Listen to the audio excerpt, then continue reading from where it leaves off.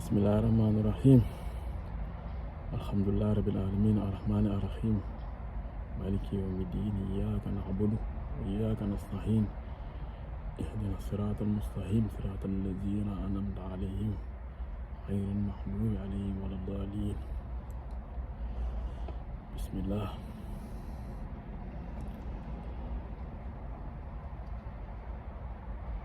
Bon, les frères, les amis, la famille, je viens encore partager avec vous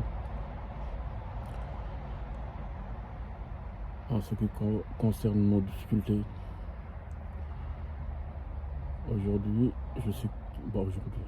j'ai toujours été affecté par la pauvreté, la misère, le racisme, toutes ces choses-là qui nous touchent, nous plus particulièrement les Africains.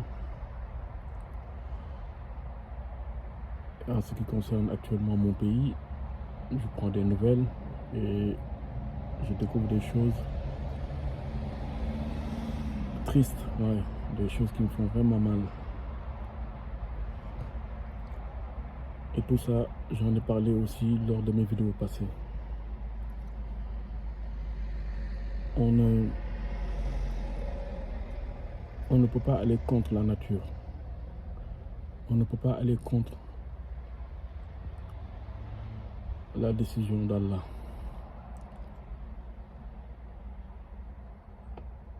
On nous a donné le libre choix, c'est pour faire le bon.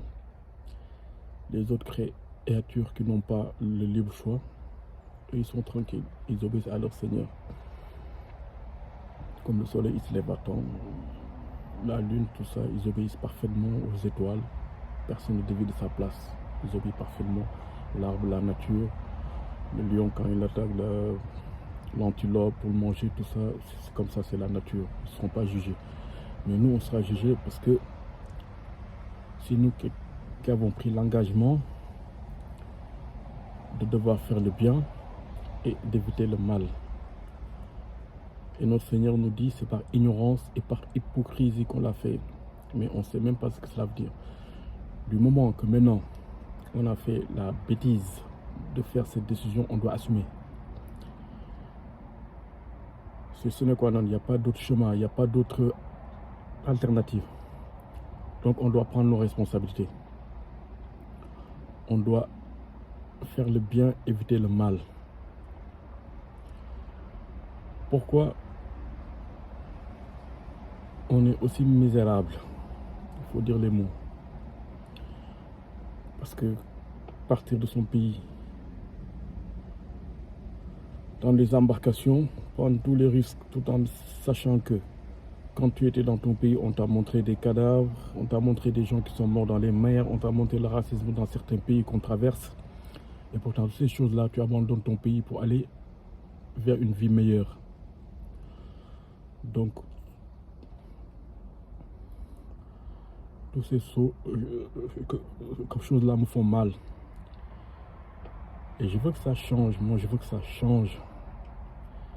En fait, comme j'ai toujours dit,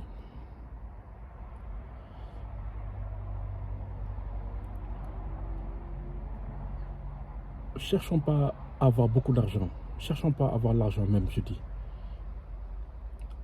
Pour moi, ce qui est plus important, parce que l'argent, la subsistance, c'est notre Seigneur qui s'en occupe. C'est lui qui nous donnera ces choses-là. Mais il y a une chose que toi tu dois faire, parce que tu as pris la décision de le faire. C'est un contrat. Si tu l'as signé, tu dois assumer. C'est ce que je dis. C'est de faire le bien, d'éviter le mal. On doit aider les plus faibles. Quand on fait des études, qu'on réussit à devenir médecin, à devenir avocat, à devenir politicien, député, ministre, préfet, policier, gendarme, tout ce que vous voulez, votre rôle, notre rôle, c'est d'aider les plus faibles. C'est pas de protéger les plus riches. Parce qu'en pensant que c'est ça qui va nourrir votre famille. Tout ça, c'est une épreuve. Si quelqu'un aujourd'hui vous paye votre salaire en vous disant demain matin, tu vas dans un petit coin, tu vas trouver du bois, il faut me le couper et me ramener ce bois, il te donne ton argent, tu arrives le matin, tu te réveilles, tu vas dans ce coin-là, tu ne trouves pas le bois, tu vas commencer à te poser des questions. Tu repars chez lui, il te redonne de l'argent, il te dit va à un certain endroit, tu vas me couper du bois. Tu vas dans cet endroit-là, tu ne trouves pas le bois alors qu'il t'a payé son argent, tu vas te dire il y a un problème. Alors que nous, tout ce que Dieu nous dit dans notre livre, on le trouve dans ce monde. Arrêtons de faire comme si on ne sait pas, d'être des ignorants. On va souffrir dans ce monde. On aura pour ennemis même nos propres enfants. Tout ça, vous le voyez. Et on suit nos chefs qui sont comme des ennemis pour nous. Parce qu'ils nous mettent dans l'embarras. Je ne vais pas utiliser le mot, parce qu'il y a certains mots que je n'aime pas utiliser. Et c'est surtout ceux qui sont sur le net, sur les réseaux sociaux, à parler de politique, à insulter. Évitez ces choses-là, je vous le dis. Pourquoi? Parce que je vais revenir encore sur mon sujet, mais ces choses-là aussi, je dois le dire. Si vous voulez convaincre les gens, quand tu fais de la politique, tu convaincs les gens. Ne cherche pas un certain groupe de personnes qui te ressemblent. Ça veut dire qu'ils peuvent supporter les injures. Il y a des gens, ils ne le supportent pas. Même quand tu es en colère, tu n'insultes pas. Il y a des gens, ils sont tellement sains qu'ils ne supportent pas d'entendre des injures. Donc ces gens-là, tu les écartes dans ton combat. Alors qu'on a besoin de ces gens-là pour développer un pays. Cessez. Même si les autres, ils vous insultent, vous n'êtes pas des insulteurs. Vous êtes des gens réfléchis. Arrêtez de faire comme eux. Laissez ces gens-là qui ont des maladies, quand la maladie de la tourelle a insulté à chaque bout de mot, laissez-les insulter. C'est leur. Comme je dis, un mécréant, il fera des choses de mécréant, un croyant doit faire des choses de croyant. Si on se dit qu'on est des croyants et qu'on lutte pour la liberté, l'égalité des gens et l'entraide entre nous, pour que les gens qui sont autour de nous, qu'on ne les voit plus dans la galère, on doit arrêter d'être comme les autres, d'avoir les mêmes méthodes de combat. On n'éteint pas le feu par le feu. Je ne vous parle pas de l'histoire du colibri qui vient avec sa goutte d'eau. Elle va rien éteindre dans la forêt qui prend feu. On doit tous ramener des gros seaux d'eau et atteindre ce feu.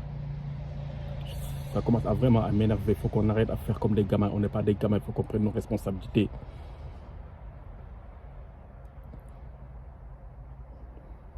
Il faut qu'on assume notre rôle. C'est nous qui montons sur le cheval et pas le contraire. Dieu nous a fait dominer toutes ces choses-là. Tout ce qu'il nous a dit dans le Coran, on la vit sur terre. Donc s'il nous promet une récompense ou une punition après notre mort, ce sera pareil. Ce sera fait, ce sera ça. Ne nous mentons pas. Ce n'est pas des mensonges, ce que je vous dis. On sera jugé sur nos actes. Réveillons-nous. Concentrons-nous. Faisons le focus sur les choses importantes. La religion, après, avant tout, et après, si vous voulez, vous faites votre argent, si vous voulez, mais dans la propreté, dans le halal. Et cet argent-là, vous le prenez et vous l'utilisez comme votre Seigneur vous dit comment l'utiliser. Sur son chemin, fissabillah, vous aidez les plus faibles. Vous nourrissez votre famille, vous habillez vos familles, vous les nourrissez, comme il a dit, vous les mettez dans des logements. Si vous n'êtes pas capable de faire ces choses-là, arrêtez de faire des gosses. Vous ne faites pas des gosses pour les envoyer pour qu'ils aillent mourir dans des mains au travers des pays de racistes, pour que ces gens-là, ils les maltraitent. Ces gens-là, ils ne sont même pas meilleurs que nous. Pourquoi on a allé chez eux? Il faut qu'on se réveille. Il faut qu'on se réveille. Ce n'est pas une personne qui va changer notre vie. C'est chacun d'entre nous qui doit allumer cette flamme qui dort en lui. Il faut qu'on allume ça. Il faut qu'on retrouve la foi. S'il n'y a que la foi qui peut nous sauver, rien d'autre ne peut nous sauver. Même si on perd ici, même si on est les plus derniers, essayons de trouver le paradis. Essayons de trouver une vie future meilleure. Sacrifions nos vies, ne serait-ce que pour nos enfants, nos petits-enfants. Ce que nos parents n'ont pas fait. C'est pour ça que nous, on galère actuellement. Si chacun mettait une brique à l'édifice, on aura des châteaux. Arrêtons de se mentir. Prenons les bonnes décisions. Pas que nous les Africains, tous ces gens qui sont opprimés partout, en Europe, en Amérique, partout dans ce monde. Le système qui est fait, c'est un système d'élite. Dans tous ces pays-là, c'est pareil. C'est un système d'élite. C'est des gens qui ont fait l'école souvent, qui ont réussi et qui ont du mépris pour les autres. Parce qu'ils n'ont pas la foi en eux. La foi te rend modeste. Tu deviens humble si tu es croyant. Tous les croyants sont humbles. Ils ne sous-estiment pas les autres. Ils se disent que l'intelligence que Dieu m'a donnée, c'est pour aider les plus faibles, pas pour les escroquer, pas pour pour leur mentir ou bien leur faire croire à des choses qui n'existent pas ou les manipuler. Arrêtez de vous faire manipuler. Votre vie ne vous appartient pas ni à un politicien ni à quelqu'un d'autre, à une star de télé ou de film ou je ne sais pas quoi. Non, ce n'est pas pour eux votre vie. Votre vie, c'est pour Allah. Et à travers vos vies, Allah vit en vous. Vous n'êtes pas n'importe qui. Comportez-vous comme, je vous le dis, comportez-vous comme si vous avez reçu et on a reçu l'Esprit de Dieu. On doit se comporter en bien. Si ces choses-là maintenant se sont endormies, il faut qu'on les réallume. Tout simplement en évitant le mal et en faisant le bien et en demandant à Dieu de nous purifier. Je vous l'ai dit, la différence entre le pur et l'impur, c'est le rebelle à Dieu et celui qui est obéissant et qui craint Dieu. Celui qui ne craint pas Dieu, qui désobéit à Allah, c'est lui l'impur. Cherchez pas 50 000 solutions. Si vous passez votre vie... Lequel donc des bienfaits de votre...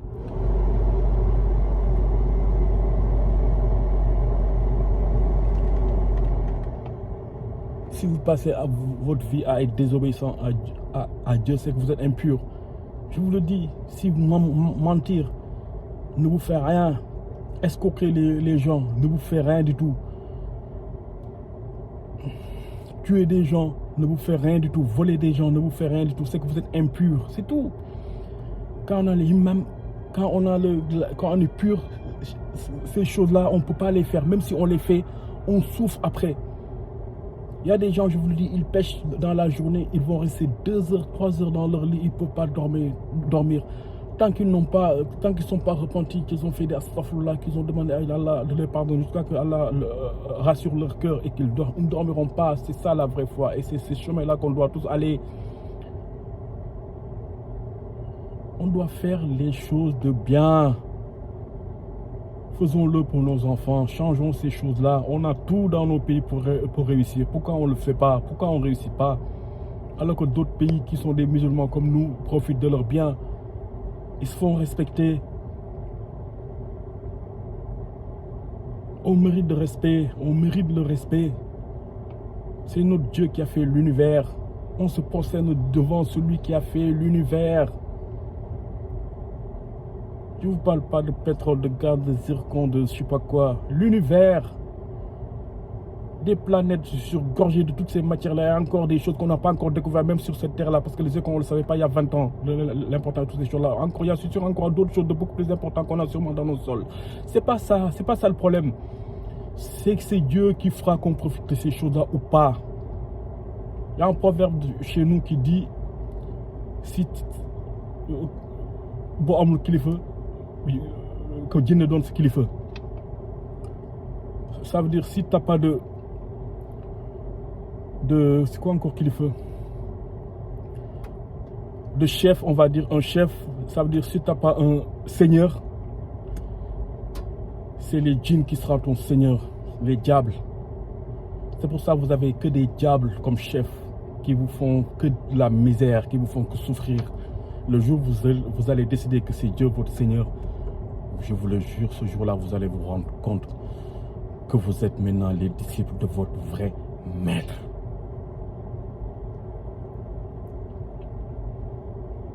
Et que même qu'il vous arrive des galères ou tout ce que ces choses-là, vous saurez que c'est juste des épreuves pour vous purifier. Mais sacrifiez vos vies présentes, vos futures, et aussi celles de vos enfants et vos arrière-petits-enfants. Vous n'avez pas le droit de le faire. Vous allez partir de cette terre en la laissant de plus en plus dangereuse. Des gens au bout du monde viennent vous imposer n'importe quoi dans vos pays parce que vous faites la manche, parce qu'on est des mendiants. C'est la main qui donne qui prend toujours le dessus sur la main qui reçoit. Arrêtons d'être des mendiants. Arrêtons d'aller demander des ONG ou je ne sais pas qui donc à nous faire des prêts, à nous donner de l'argent. On n'a pas besoin de leur argent. Vivons dans la dignité. Tant que tu seras quelqu'un qui va faire des prêts, tu seras toujours le dernier. C'est marqué dans la Torah. Si vous suivez mes prescriptions, vous serez la tête, vous n'allez pas être la queue. C'est les autres qui vont vous demander de l'argent, c'est les autres qui vont travailler pour vous et vous allez les chefs. Mais si vous ne respectez pas ces prescriptions, vous serez les derniers. Vous allez avoir des biens, c'est les autres qui vont en profiter. Vous allez avoir des richesses, toutes ces choses, d'autres vont venir en profiter. Même vous allez avoir des femmes, c'est d'autres qui vont aller coucher avec ou faire ce qu'ils veulent avec. Tout ça c'est marqué et c'est exactement ce qui nous arrive. Parce qu'on est faible. Dans le Coran, Dieu il dit souvent dans l'histoire, dans la caverne de deux personnes qui ont deux jardins, un abondant, il commence à dire à l'autre, j'ai plus de biens que toi et j'ai plus d'enfants que toi. Et je ne pense pas que ces choses-là un jour vont finir. Et même si ça finit, que je rejoins mon Seigneur, je trouverai encore des choses meilleures que ce que je trouve là actuellement. Et ces pays-là qui nous oppriment, c'est ça leur philosophie. C'est qu'ils sont les plus forts, ils ont plus d'argent, ils sont plus nombreux que nous, et ils peuvent nous éclater la gueule quand ils veulent.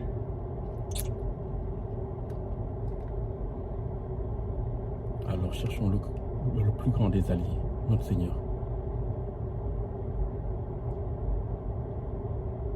C'est lui qui peut faire tomber la calamité sur leur pays, sur ces gens-là pour qu'ils arrêtent de nous opprimer. C'est que lui qui peut nous sauver et personne d'autre. Arrêtons de se faire des illusions. Perdez pas votre temps. Si vous devez la perdre et vous la perdrez pas votre temps, c'est dans la religion, dans la foi,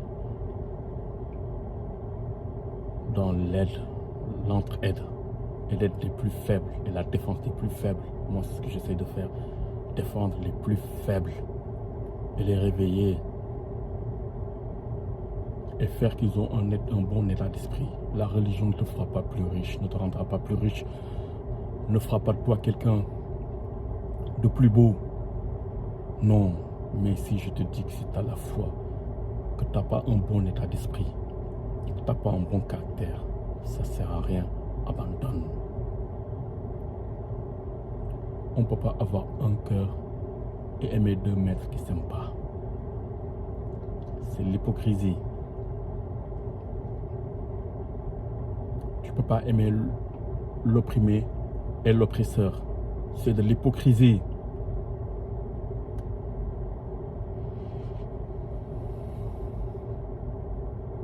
Qui sommes-nous? L'opprimé ou l'oppresseur? Qui on doit soutenir? L'opprimé ou l'oppresseur? Que chacun choisisse. Assalamu alaikum.